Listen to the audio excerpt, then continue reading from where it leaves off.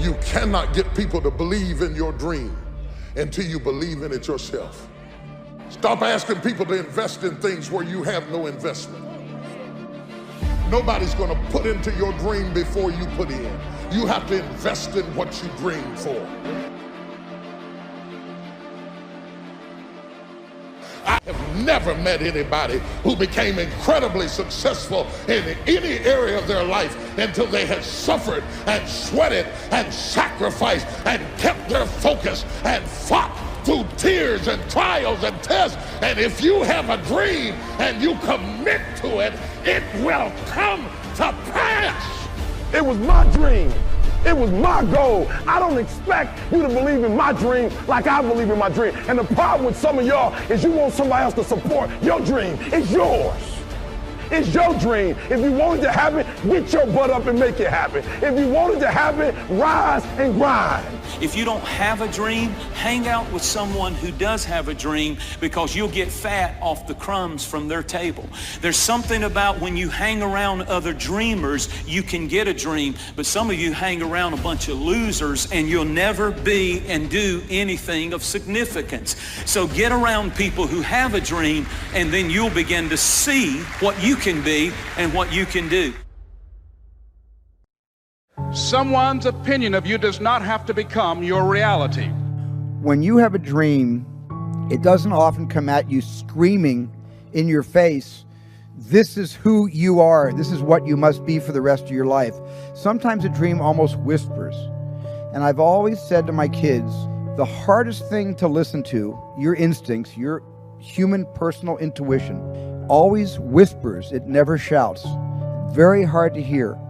So you have to, every day of your lives, be ready to hear what whispers in your ear. It very rarely shouts. And if you can listen to the whisper, and if it tickles your heart, and it's something you think you want to do for the rest of your life, then that is going to be what you do for the rest of your life, and we will benefit from everything you do. Anybody can dream it, but you'll never see it until you're willing to be committed to it.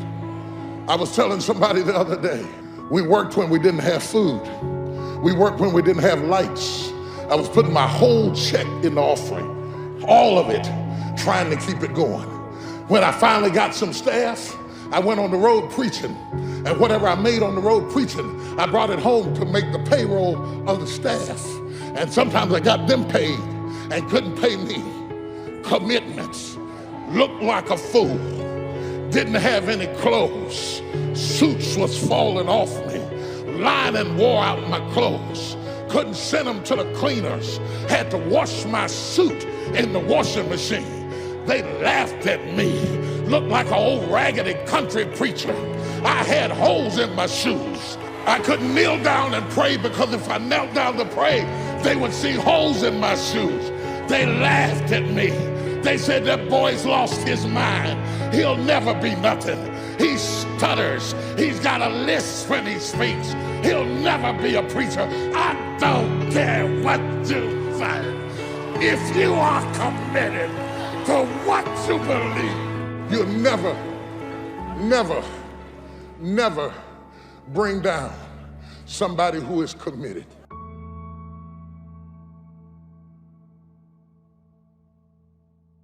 Dreams they should be pure. And I think a lot of times, when we're born into this world, we actually wind up going backwards.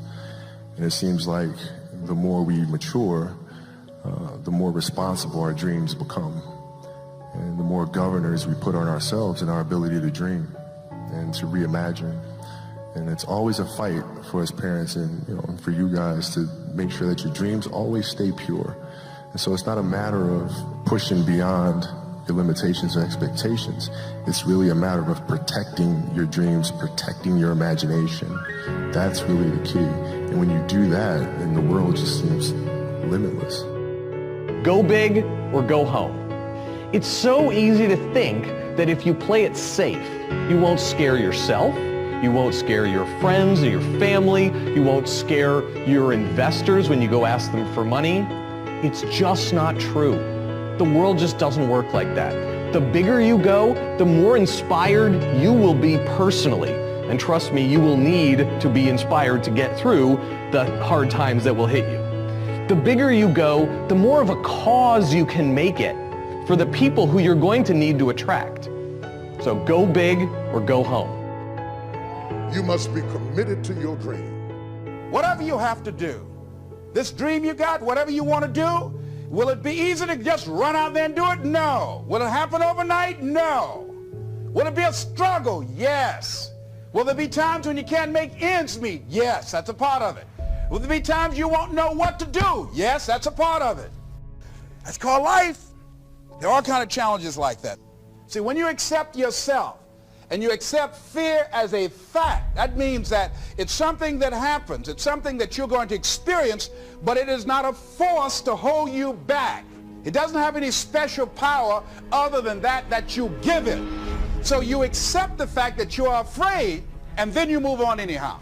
You move on past it, and you do whatever you've got to do. You see, a dream, when you get it, will encourage you.